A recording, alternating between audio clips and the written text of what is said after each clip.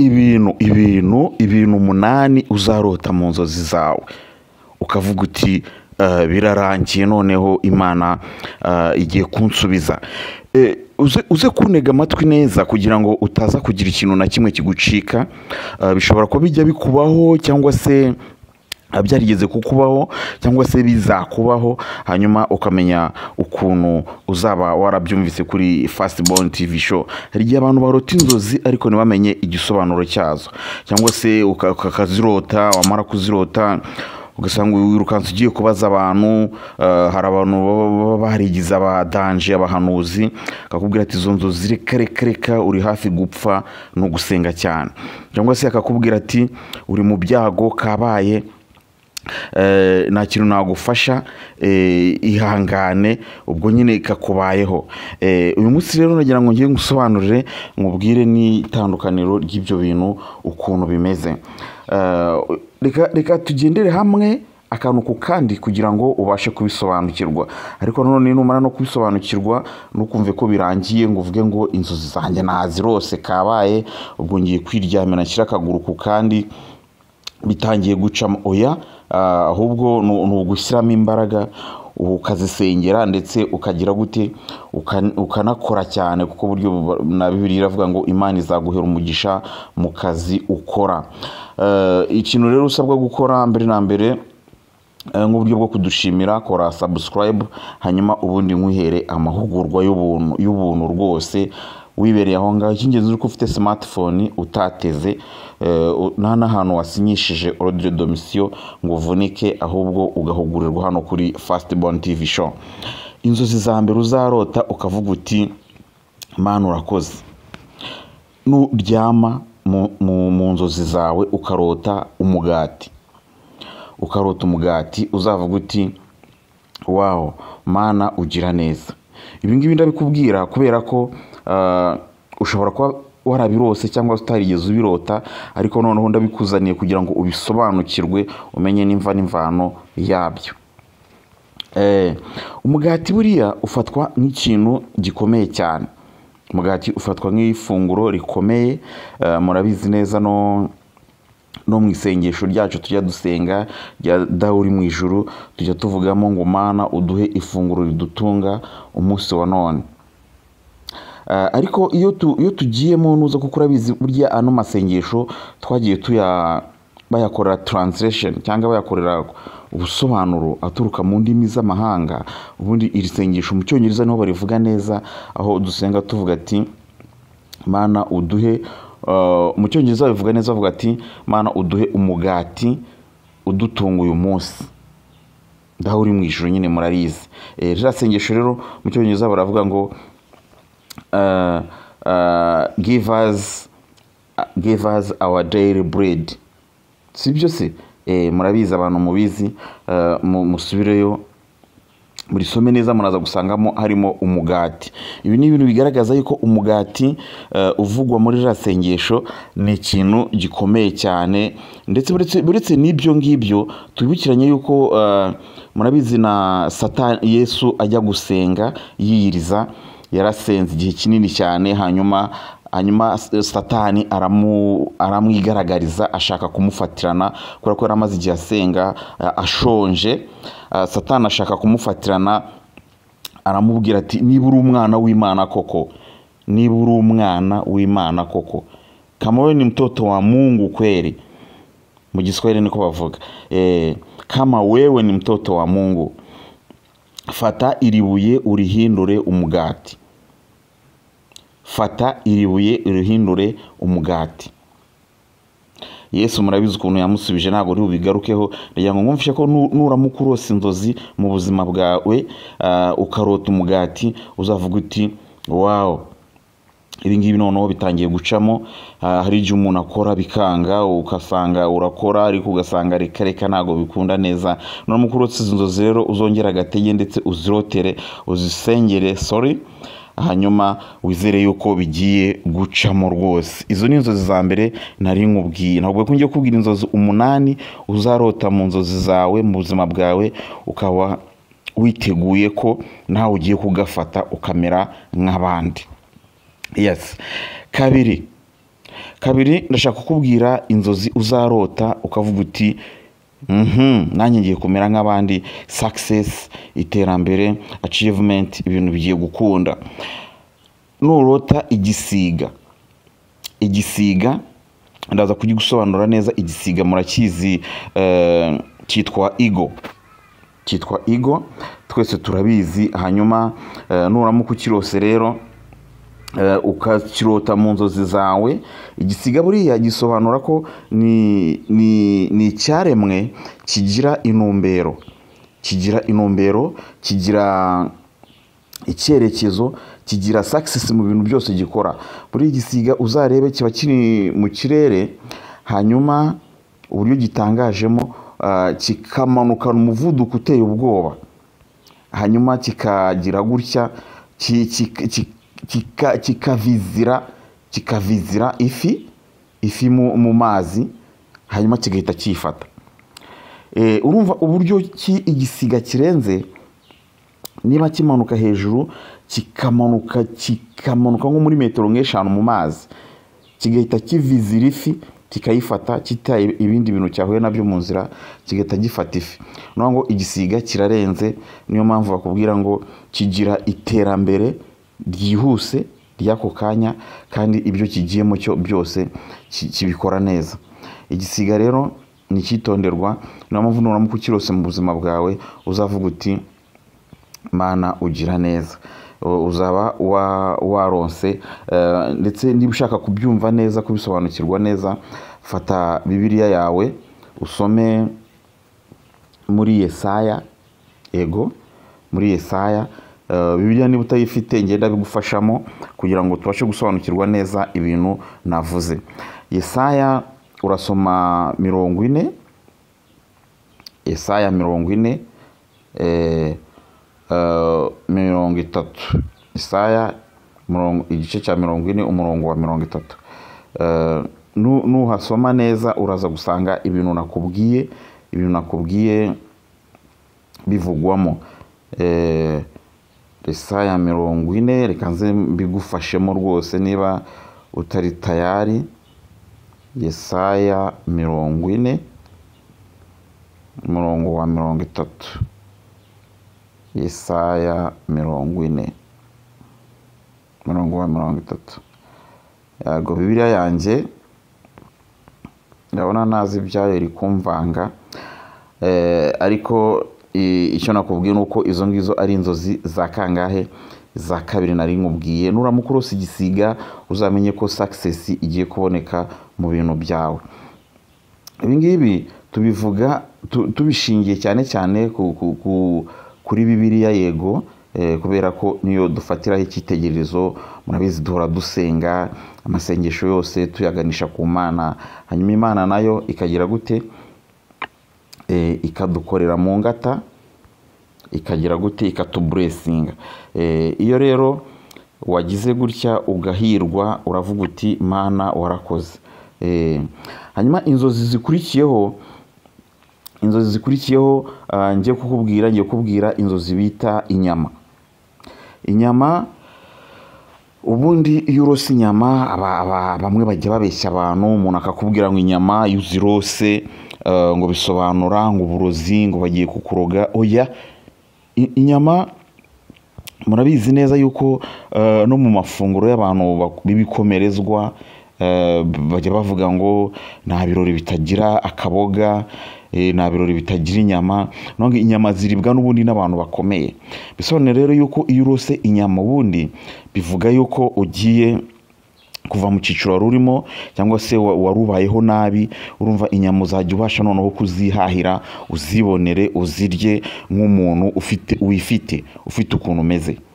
Yego, ngo inyama iyo uzirose menya yuko ibyo ngibyo ni ibintu bigiye kuba byiza, ugiye kugira success, ugiye gutera imbere, ugiye kuronka, ugiye kujya ubona ifunguro ririho akaboga nk'abandi. Izo ni inzozi zisobanura ko iyo warose inyama ntibazakubeshye ngo iyo warose inyama. Ubundi bajya bavuga ngo cyane nk'abantu bigira abahanuzi, akakubwira ngo iyo warose inyama ngo bagiye kukuroga. Oya, ibi ngibi biveho. usobanukirwe yuko inyama ari ikintu cyiza, inzozi nziza rwose zirimo inyama iyo wazirose bisobanura kugiye kuva mu cyiciro wari urimo ukajya mu kindi cyo kujya urya ameza, wicara ku meza nawe ariho ibiryo birimo inyama. Urumva ni ibintu by'abantu bifashije bifite. Okay.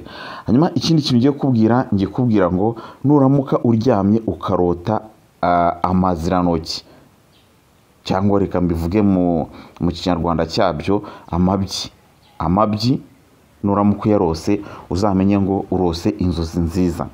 Ibi ngibi byigeze kumbaho kera, ndabyibuka niga senior 4, ngiye nigeze kuyarota.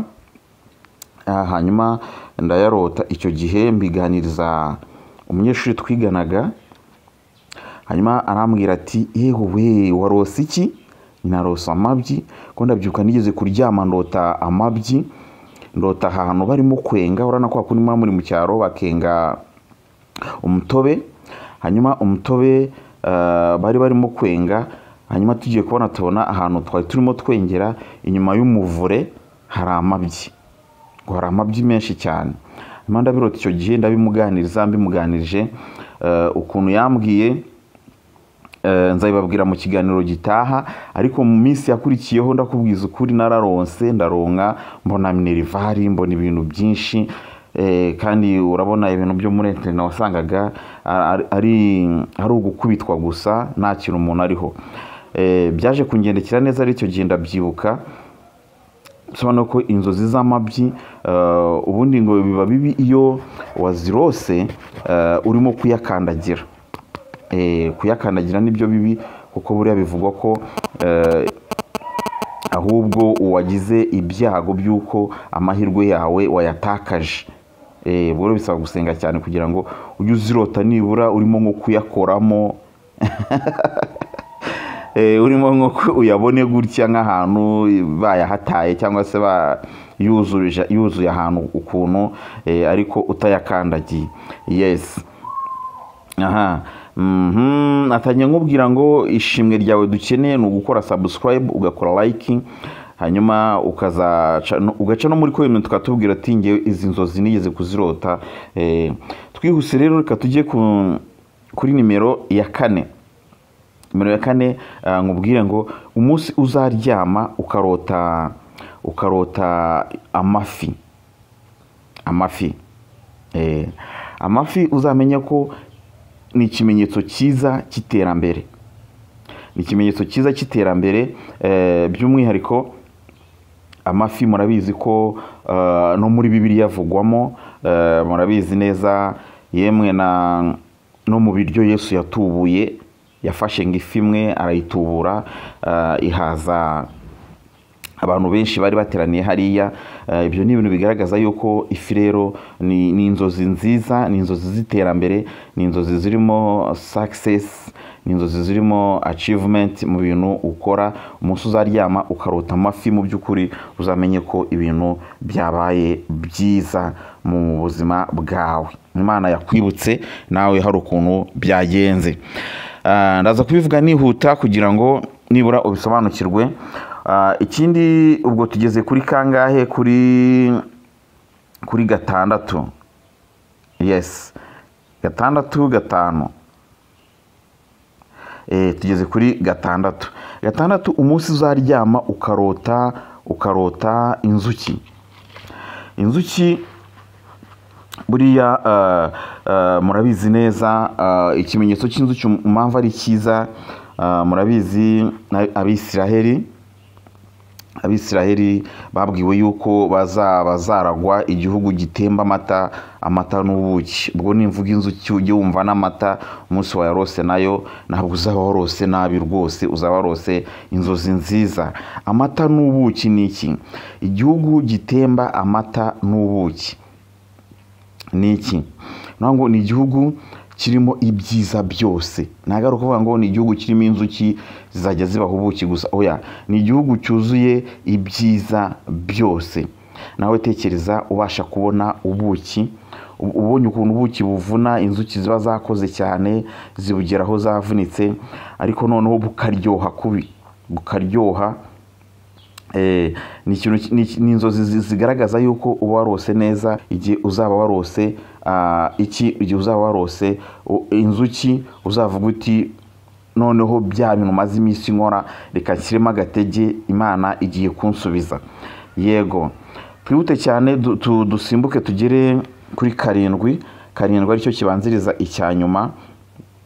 Ndashaka kukubwira yuko umunsi uzaryama ukarota zahabu. Zahabu buriya ni ikintu icyo ari cyo cyose tudakunda kumenyera. Tuvuga ibintu byinshi, ushobora kuvuga banki, ushobora kuvuga amafaranga, ushobora kuvuga ngo wahinze wejeje, ushobora kuvuga ngo ufite akazi keza, ariko ni ahantu urumva bahemba umuntu zahabu. Reka intambara abantu bararwana bakamarana baricana, ibihugu bitera ibindi bigiye gushaka zahabu. Urugero rwiza buriya nka Libya, Gaddafi bamujijije ko yari afite ubutunzi bwinshi harimo na zahabu. Urumva iyo ni intambara yari igamije gusahura iyo zahabu. Zahabu rero ni ubutunzi, ni ikintu giteye ubwoba, ni ikintu ushobora kurota, ni inzozi uzarota ukavuga uti Mana urakoze, ukanishimira rwose ukavuga uti narose inzozi nziza, hanyuma icyo nsabwa noneho ni ugukora kugira ngo izi nzozi zanjye zihabwe umugisha. Ntuzabirote ngo uvuge ngo sinzongera gukora. Oya, Imana itanga umugisha kubera imirimo twakoze. Ntuzavuge ngo byaciyemo ubwo narose izi nzozi. Icyo nakubwira ni uko ukwiye kujya uzirota hanyuma ugakora cyane, ahubwo ugategereza iki? Ugategereza iterambere biturutse mu kwizerera muri izo nzozi zawe warose. Utazazirota ngo uvuge ngo byaciyemo. Oya, ahubwo uzazirote uvuga uti wawo, Imana ishimwe, hanyuma ukore cyane. Zahabu rero nurota zahabu uzamenye ko ari success, ari iterambere Imana yagize gute? Imana yashatse ko nawe umera neza.